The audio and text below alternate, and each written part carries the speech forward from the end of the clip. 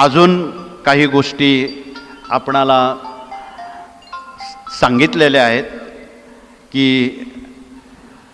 आपण जे मुलांचे बारसे करतो, तर बारशाच्या वेळी जर आपण ही तुळशीच्या माळेतला एक मणी मुलांचं ज्यावेळी बारसं करतो तो गळ्यात किंवा मनगटात बांधला, तो मुलगा, ते बाळ, ते मूल आयुष्यभर शाकाहारी माळकरी राहीन. बघा, हाही संदेश गर्भसंस्कारात, शिक्षण संस्कारात, मूल्य शिक्षणात काम करणाऱ्या भगिनींनी हा आदर्श नव्या पिढ्यांपर्यंत पोचवायचा आहे.